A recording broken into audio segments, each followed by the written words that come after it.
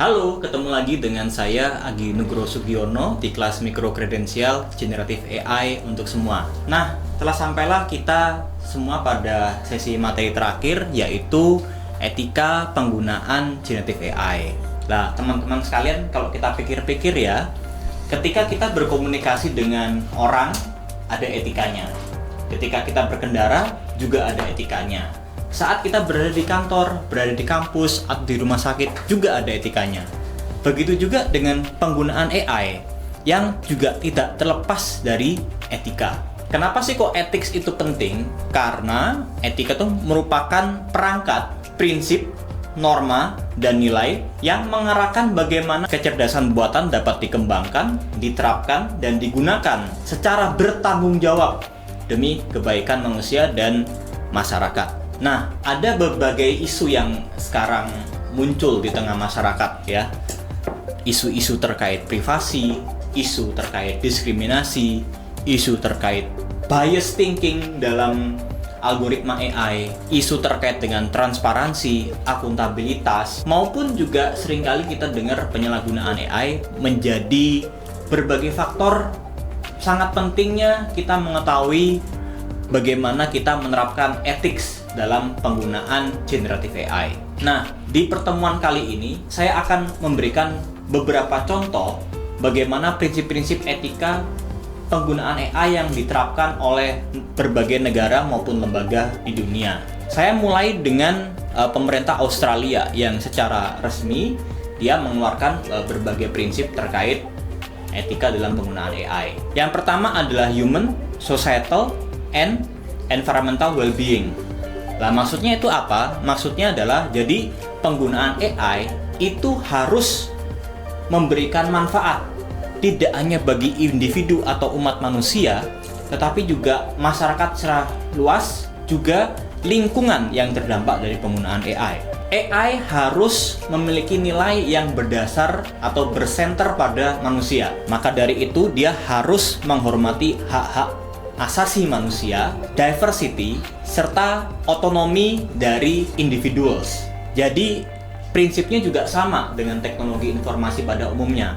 Dalam kebijakan data pribadi misalnya, ada rights to disappear, yang mana berarti seorang individu dia bisa saja untuk menolak agar aktivitas dirinya tidak direkam maupun digunakan oleh AI. AI juga harus digunakan dengan prinsip keadilan atau fairness, yang mana AI sistem itu harus accessible, mudah diakses ya, kemudian inklusif, dan tentunya tidak menimbulkan diskriminasi against individuals, komunitas, atau sebuah grup. Makanya sekarang kalau teman-teman buka aplikasi seperti ChatGPT, DeepSeek, itu kita tidak hanya bisa mengetik prompt, tapi juga disediakan fitur-fitur suara untuk teman-teman disabilitas. Nah, disinilah aspek fairness itu menjadi penting. Tadi saya sempat singgung terkait soal privacy.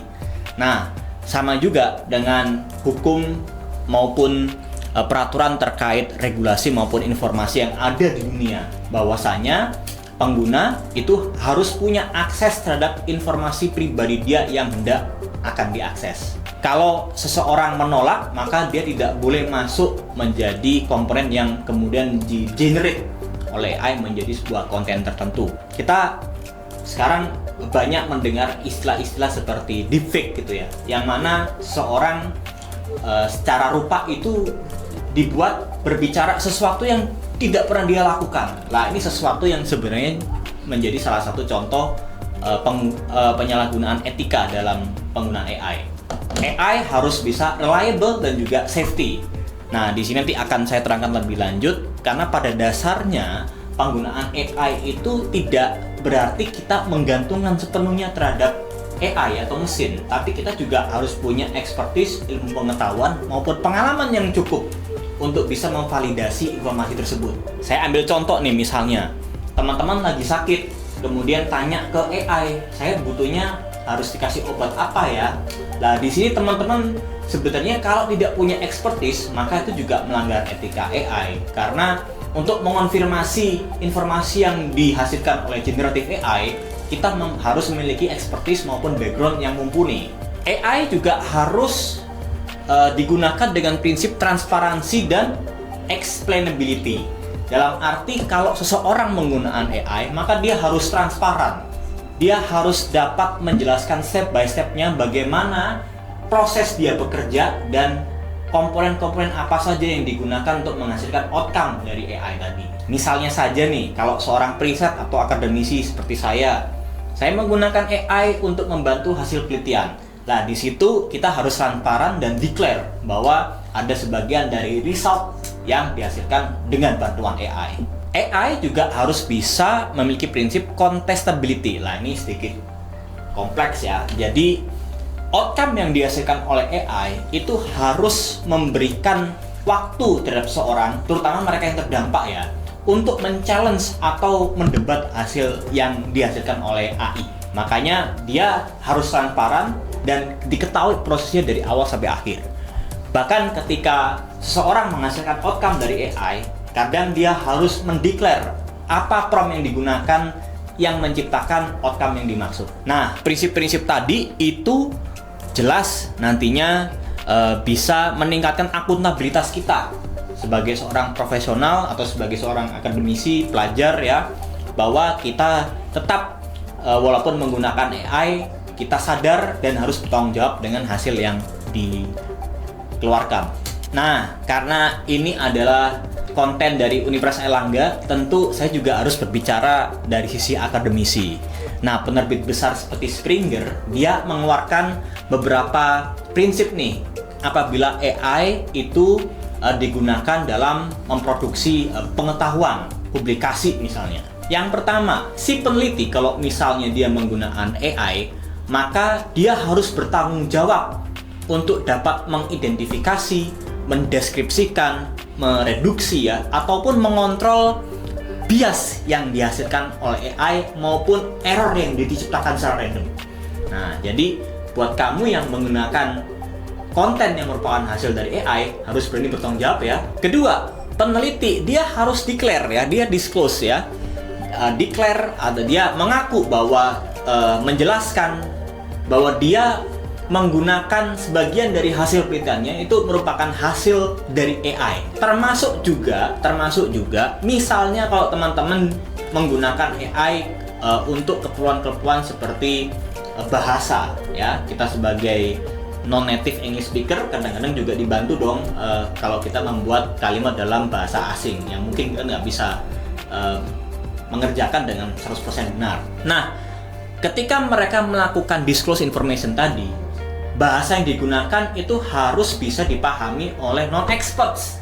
Artinya penjelasannya itu harus bisa dipahami oleh general audience atau pembaca, penonton umum yang melihat konten atau membaca konten tersebut. Researchers dia juga harus bisa untuk engage ya atau melibatkan diri pada komunitas yang terdampak oleh AI ya, oleh populasi stakeholder concerning the use of AI in research ya, untuk mendapatkan advice mereka, assistance mereka ya, serta tentunya kepentingan-kepentingan bagi setiap kelompok yang tentu akan terdampak oleh AI.